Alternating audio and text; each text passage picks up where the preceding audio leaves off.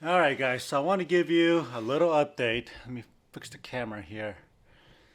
Okay, so I ran into, well, first of all, this project has been nothing but kind of a pain in the butt.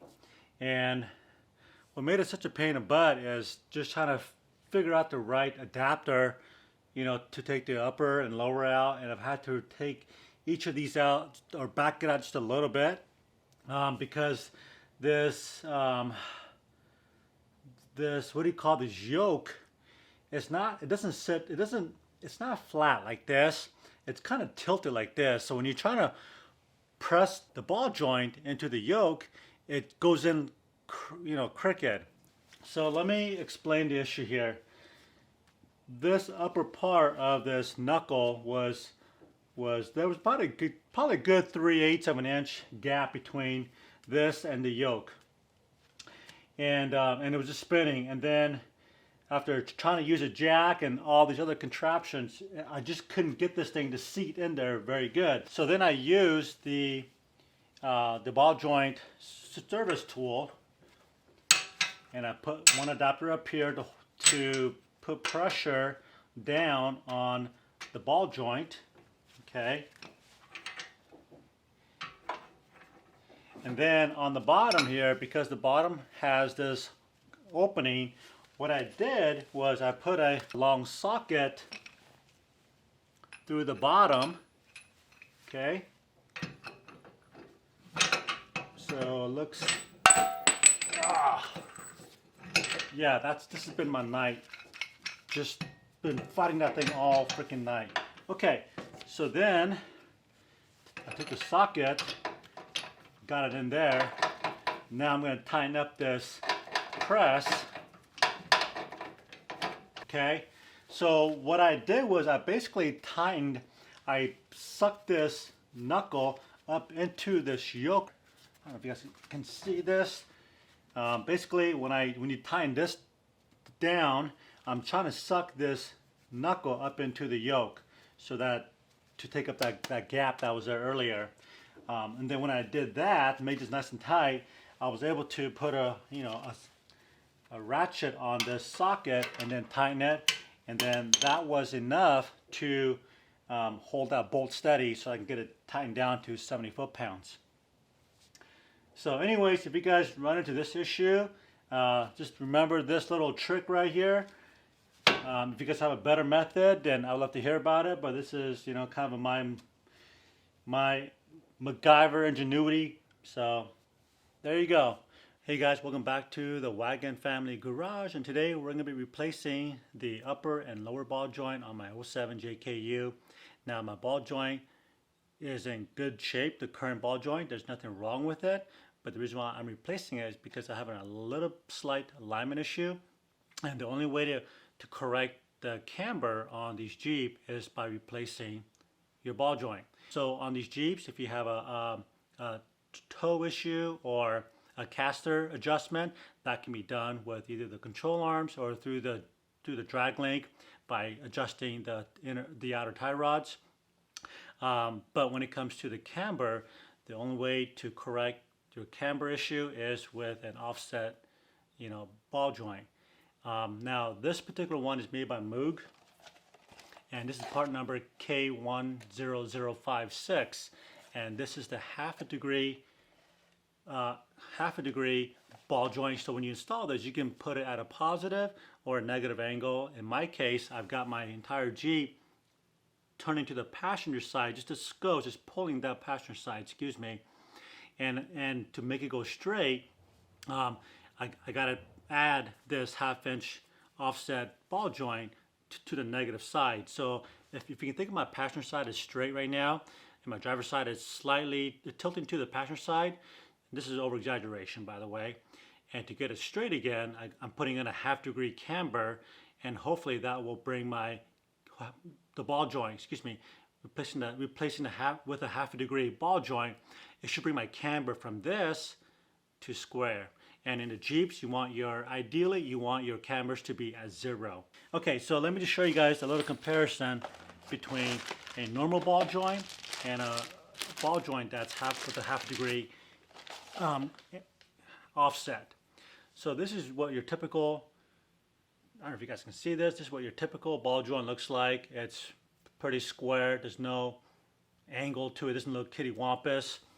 But if you look at this one, you can see where the Zerk fitting is. It's not quite in the center, and there's like it's a step up. There's the diameter of the actual upper part of the ball joint.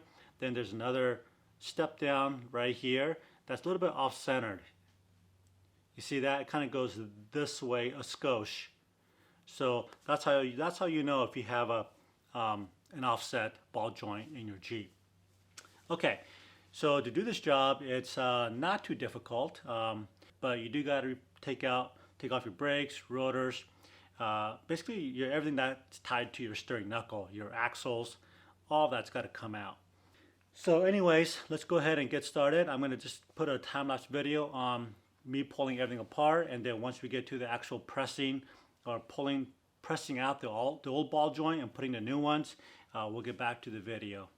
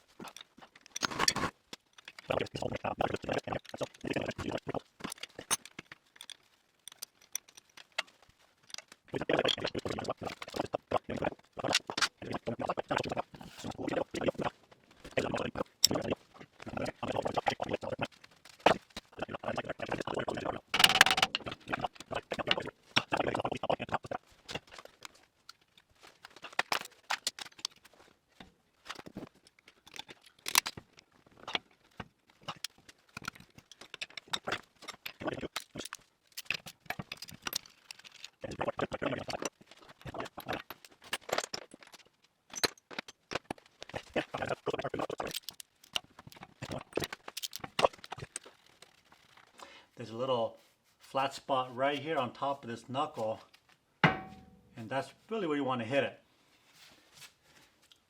And you want to make sure you wear safety glasses when you're doing this. When you're beating on a hard steel to hard steel, make sure you're wearing glasses, safety glasses.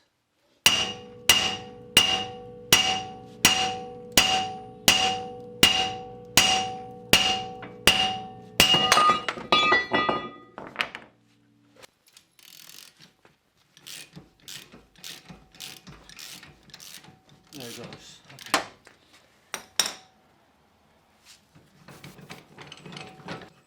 So yeah, the bottom here wasn't quite straight.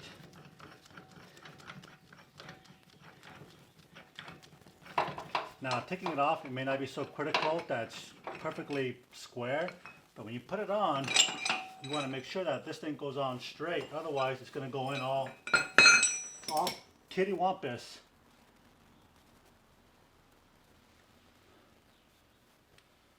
Okay, there you go.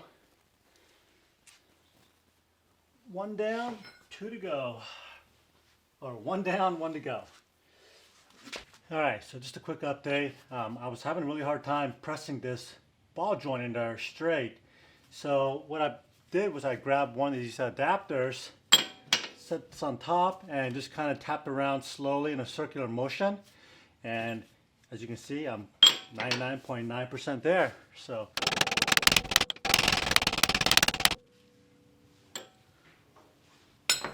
okay, so now I'm like literally a millimeter away from seating nice and tight. So now I'm going to go ahead and take the press and see if I can push it down the rest of the way.